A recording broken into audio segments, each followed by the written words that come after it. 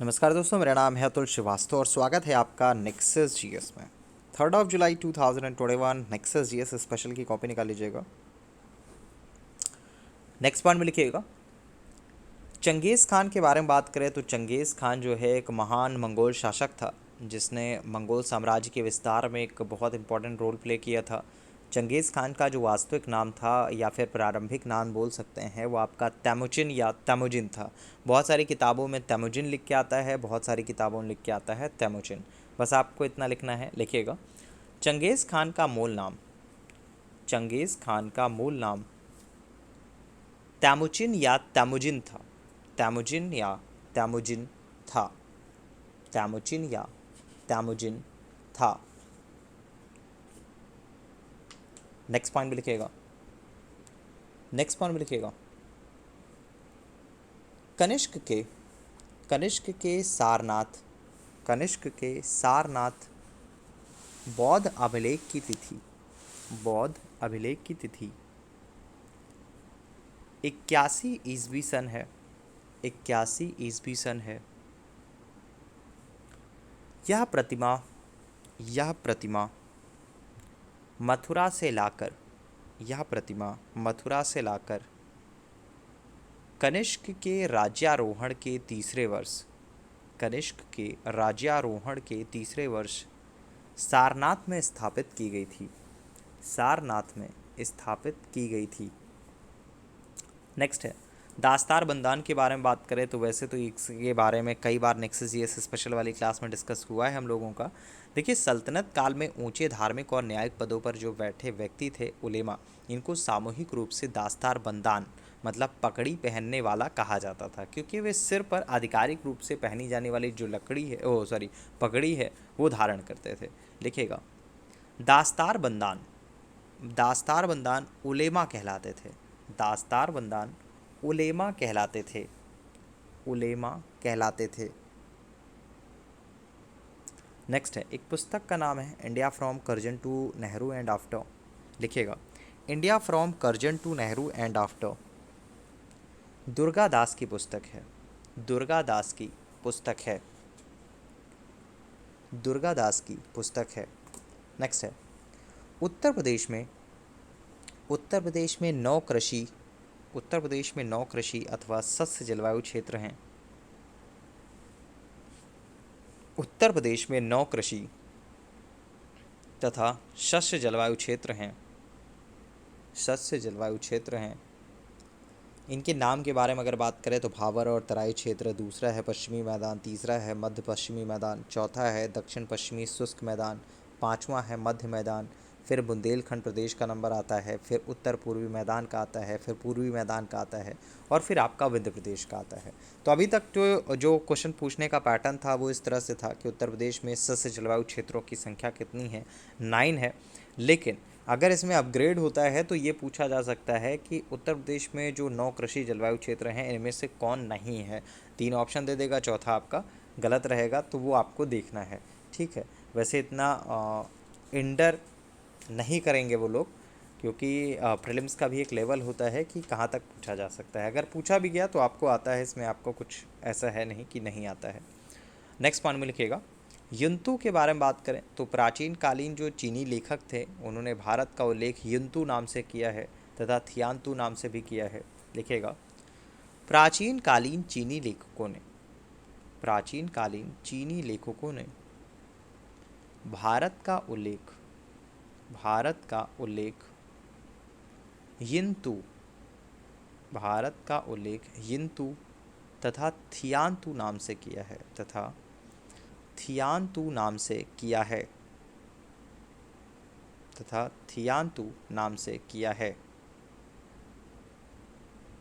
Next है, गायत्री मंत्र के बारे में बात करें तो गायत्री मंत्र का जो उल्लेख है सर्वप्रथम ऋग्वेद में मिलता है, और यह मंत्र जो है ऋग्वेद की तृतीय मंडल में उल्लेखित है। लिखिएगा, गायत्री मंत्र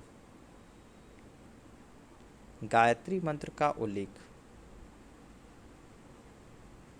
गायत्री मंत्र का उल्लेख सर्वप्रथम ऋग्वेद में मिलता है। सर्वप्रथम ऋग्वेद में मिलता है। यह मंत्र ऋग्वेद के तृतीय मंडल में, ऋग्वेद के तृतीय मंडल में, ऋग्वेद के तृतीय मंडल में उल्लिखित है। नेक्स्ट है भगोड़ा आर्थिक अपराधी के बारे में बात करें तो वैसे तो ये मेंस का टॉपिक है, मेंस में पूछा जा सकता है, लेकिन अभी ये चर्चा में आया है। याद ही होगा आपको क्यों चर्चा में आया है। देखिए, प्रवर्तन निदेशालय ने सार्वजनिक क्षेत्र के बैंकों को करीब 8,441.50 करोड़ की संपत्ति हस्तांतरित की। विजय माल्या, नीरव मोदी तथा मेहुल चौकसी द्वारा कथित तौर पर की गई जो धोखाधड़ी है वो करीब 22,585.83 करोड़ का नुकसान हुआ है। तो इन तीनों को धन शोषण निवारक अधिनियम मतलब जो PMLA है उसके तहत मुंबई के विशेष न्यायालय द्वारा भगोड़ा आर्थिक अपराधी मतलब FEO घोषित किया गया है। तीनों आरोपियों के खिलाफ जो यूनाइटेड किंगडम है मतलब UK, एंटीगुआ और बरमूडा में प्रत्यर्पण अनुरोध भी दायर किए गए। तो ये आपका अधिनियम आया कब, इसके बारे में बस आपको लिखना है। प्रीलिम्स में जो पूछा जा सकता है वो मैं बता देता हूँ। भगोड़ा आर्थिक अपराधी अधिनियम, भगोड़ा आर्थिक अपराधी अधिनियम 2018 का है, 2018 का है, 2018 का है। थोड़ा सा इसके बारे में बात कर लेते हैं। देखिए, यह उन आर्थिक अपराधियों की संपत्तियों को जब्त करने का प्रयास करता है जिन्होंने आपराधिक मुकदमे का सामना करने से बचने के लिए देश छोड़ दिया और यह अभियोजना का सामना करने के लिए देश लौटने से इनकार कर दिया। तो भगोड़ा आर्थिक अपराधी जो है मतलब FEO जो है वो आपका एक ऐसा व्यक्ति जिसके खिलाफ अनुसूची में दर्ज किसी अपराध के संबंध में गिरफ्तारी वारंट जारी किया गया है और इस अपराध का मूल्य कम से कम 100 करोड़ रुपए है। तो अधिनियम में अगर कुछ अपराध के बारे में बात करें तो नकली सरकारी स्टाम्प या करेंसी बनाना, चेक अस्वीकृत करना, मनी लॉन्ड्रिंग, क्रेडिटर्स के साथ धोखाधड़ी वाला लेन देन करना, तो ये सारे के सारे हैं। और आपसे जो डायरेक्टली पूछा जाएगा वो आपका प्रीलिम्स में सिर्फ इतना ही पूछा जा सकता है कि भगोड़ा आर्थिक अपराधी अधिनियम कब का है, तो 2018 का है। चलिए नेक्स्ट पॉइंट में लिखिएगा। इसमें आपका प्रवर्तन निदेशालय भी आ जाता है और फेमा भी आ जाता है, PMLA भी आ जाता है। तो चाहे तो फेमा के बारे में कई बार पूछा भी गया है इकोनॉमिक्स में, ये लिख लीजिएगा। विदेशी मुद्रा प्रबंधन अधिनियम 1999, विदेशी मुद्रा प्रबंधन अधिनियम 1999, 1999 और धन शोधन निवारण अधिनियम 2002, धन शोधन निवारण अधिनियम 2002, इसको ब्रैकेट में PMLA लिख लीजिएगा, PMLA लिख लीजिएगा। अब ED के बारे में बात कर लेते हैं। तो प्रवर्तन निदेशालय मतलब ED भारत सरकार के वित्त मंत्रालय के राजस्व विभाग के अधीन एक विशेष वित्तीय जांच एजेंसी है और इस निदेशालय की जो उत्पत्ति है वो करीब 1 मई 1956 को हुई थी, जब विदेशी मुद्रा विनिमय अधिनियम 1947 फेरा 1947 आया था और उसके तहत विनिमय का जो नियंत्रण कानून है उसके उल्लंघन से निपटने के लिए आर्थिक मामलों के विभाग में एक प्रवर्तन इकाई का गठन किया गया था। 1957 में इस इकाई का नाम चेंज कर दिया गया और प्रवर्तन निदेशालय कर दिया गया। लिखिएगा, प्रवर्तन निदेशालय की स्थापना 1956 में हुई थी, 1956 में हुई थी, परंतु